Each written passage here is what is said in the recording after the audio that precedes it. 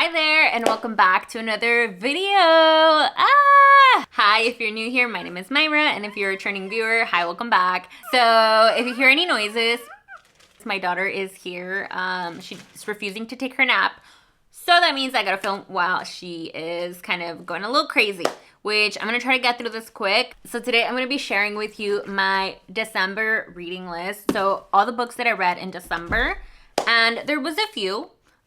December was definitely the month for me where I fell in love with reading again. I hadn't finished a book in years. I don't have a lot of physical books with me because most of them were electronic books that I have on my Kindle.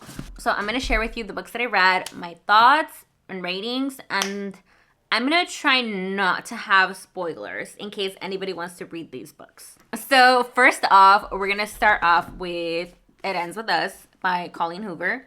Colleen Hoover. I'm Mexican. Spanish was my first language, so don't come for me on my pronunciation.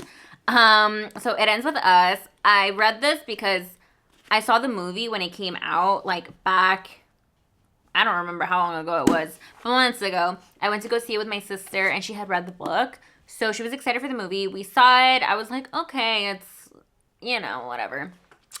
And then I saw that it was coming to Netflix, like in December, I believe. So I was like, you know what? I want to read the book and see what the difference is and see, why it was so viral on like Book Talk, right? So I read it, and it took me a handful of days, honestly. It wasn't super long. It was very quick paced and everything. I will say, I like the book more than I like the movie. I feel like the movie was a bit cringe. Honestly, there was a lot of things that I didn't like that they changed in the movie. Okay, so I think I'm going to have to try to figure out a structure on how I'm going to go through, like, my reviews. It Ends With Us. I am giving it, the book, 3.5 out of 5. Why? So I honestly did enjoy this book. I did enjoy reading it. I don't know if it's because it was the first book that I read, where I kind of fell in love with reading again. So maybe that's why. But I also feel like it could have been better. So let me kind of share my notes. So I did write notes. I like, and then I also didn't like, the domestic violence components, because I do feel like, in some sense, I don't want to say that it glamorizes domestic violence. That wasn't what I was getting from it. I think it was just more like awareness. Like, I didn't think it was romanticizing it. I know a lot of people feel like that. But coming from somebody that's worked in, like, with domestic violence and, like, and sexual assault survivors and things like that, like, someone that's worked in the human services field and, has a degree in it, obviously, I have a bigger background on this than the typical average person does. So I don't feel like they were romanticizing it. I think it was trying to be more of like an awareness thing. So there was that. So I did enjoy kind of getting to know a little bit more about Atlas and Lily's kind of history. I feel like in the movie you don't get too much of that as you do in the book. So that was nice. I think it kind of helped, understand them a little bit more. I also really loved Alyssa's character in the book more than I did in the movie. I feel like in the movie she was a little obnoxious, not gonna lie. And, I really, really love that she doesn't necessarily always side with her brother Ryle.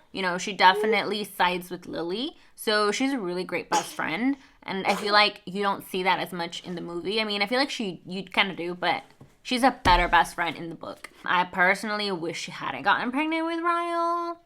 But obviously I get it, part of the story, whatever, blah, blah, blah. But I'm so glad that, we kind of did get sort of a happy ending with her and Atlas in the sense. I don't like the author. I'll say that.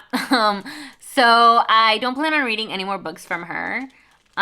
Just because I know, there's been things in her personal life. So, yeah, I'm just not going to mention it. But I'm not going to be reading any more Colleen Hoover books. Besides the one that I'm going to mention in this same video. So I also like that Lily didn't just immediately get with Atlas when she left Ryle. She kind of took some time with her pregnancy and had the baby and everything before she was like, okay, I'm ready to move on. So it kind of allowed her to heal. I like that she not only left Ryle due to the violence, but also because, she kind of didn't, whatever. But she also wanted to protect her daughter, not just from Ryle losing his temper, but she didn't want, her daughter to grow up and see that as an example of what a relationship was, because that's what she saw, right? Because if you don't have children, but your children are very observant, they're like little sponges and they absorb everything that they see. So obviously, if that's all they see, they're going to think that that's normal for a relationship when it isn't.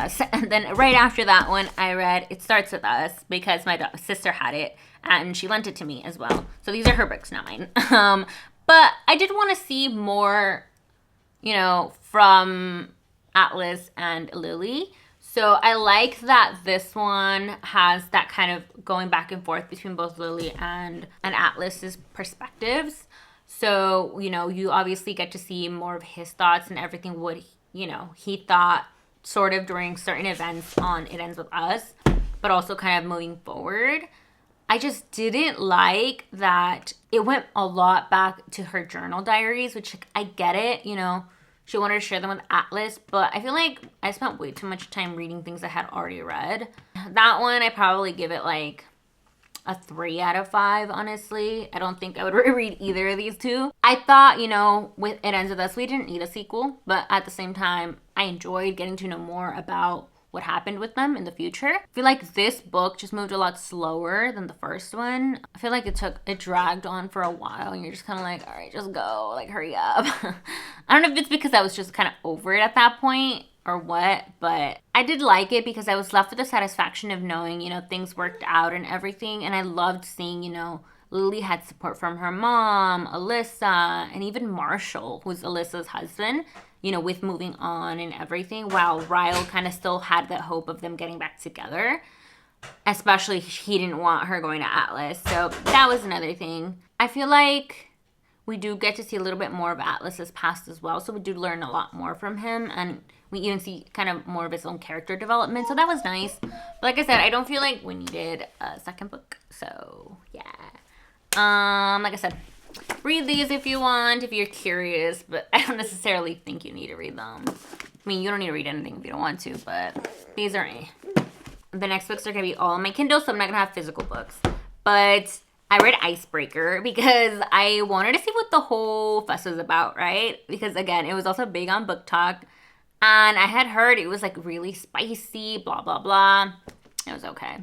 I wouldn't say it was like overly spicy. Definitely would not recommend it to anybody younger than maybe like 16, 17, just because of the sexual content. Not that it's very graphic. I mean, it does have details, but it's also not like you're reading, you know, other things.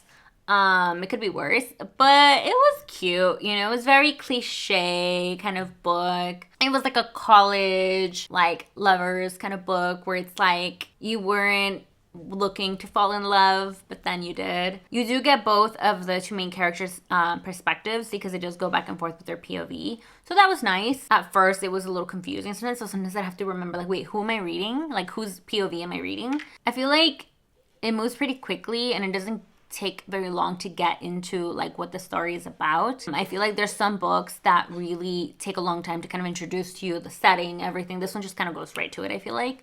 And then there was this one character, Aaron. I hated him during the entire thing, and he was such an a-hole, and I think he got what he deserved, okay? Just gonna put that out there. I love that we get, you know, a chapter, you know, the epilogue, you know, in terms of their future and what happens, because epilogues can make it or break it for me. I love happy endings, I'm sorry, but I need to have a happy ending on a book. Like, I can't not. I'd give it a 4 out of 5. I enjoyed it. I do recommend this book, like I said, to anybody that is looking for something cliche that has a little bit of, like, spice, but not a lot. It's cute. I think it was, you know, whatever. Read it, don't read it, up to you, but I liked it. Next, we have Star-Crossed Holiday.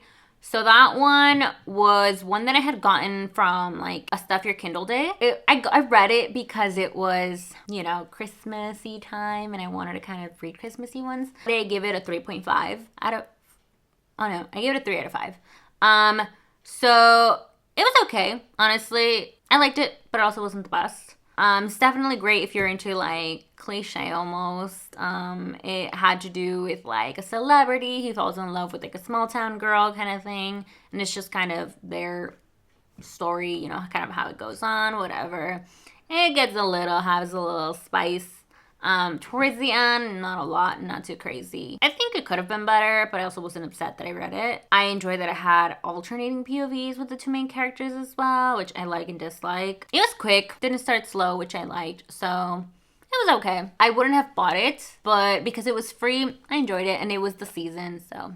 Next, I'm moving on to Snowflakes and Sparkle. So this one was also one that I had gotten from a Stuff Your Kindle day. So this one I enjoyed. I thought it was cute. It moved really fast. It was really short. It was under 200 pages. So I read it very quickly. I gave it a 3.5 out of 5. It was cute, cliche, pretty clean, like kind of rom-com book. It was like a second chance kind of lovers thing. It was short, definitely a good cozy book, you know, for the holiday with a happy ending. So it was cute. I loved it. And then next I have The Haunting. So this is definitely not a Christmassy book. This was more meant to be more of like a thriller suspense. I was so disappointed. So I started reading this book because I had seen somebody post that it was very similar to like Scream, which if you don't know, Scream is my favorite movie of all time. And I started reading it when I had just given birth to my daughter. Like I'd read it during her naps, but I never finished it because it was so hard for me to get into it. I was so disappointed. I gave it a 1 out of 5, okay? Let me tell you why. So I wanted to like it, but it was eh. I'm not really much into thrillers, honestly. So maybe that might be, I don't know. But let me just tell you that so much of the book just felt like it was slow. I don't know. I hated the ending, honestly. It left on a cliffhanger. I hate cliffhangers. I need to know what happened. I need a happy ending. Like, let me know what the fuck happened. I was just like, what? I need closure. I'm sorry. If you're not one of those people, check it out. But I need closure. So I would not read more of her books. And then the last book that I read during December was Stuck with Santa.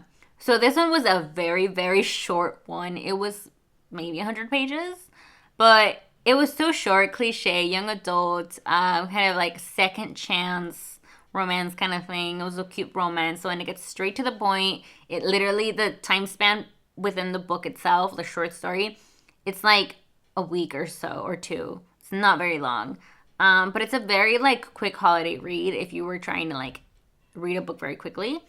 But you get the POV of both main characters, and it wasn't bad. You obviously kind of get a happy ending a little bit, but you don't know what happened, you know, long term because it's a time span that's very, very short. So that one, I gave it a 3 out of 5 because I enjoyed it, you know. And it was also one that I had gotten from Stuff Your Kindle Day. That is it for this video. I am so excited because I want to start doing more book content or reading content because I love books. They hold such a special, special place. And I think as I'm getting older, I'm learning that my taste has changed a little bit. I feel like, I'm sorry that this video was very like disorganized. I need to figure out a better structure for it. Thank you so much for watching. Don't forget to like, comment, subscribe, share. I would super, super appreciate it. Thank you so much for watching, and hopefully you enjoy this book content because I love sharing my opinions and my thoughts on things, especially on things that I'm very passionate about, like reading. And I will see you in the next one. Bye.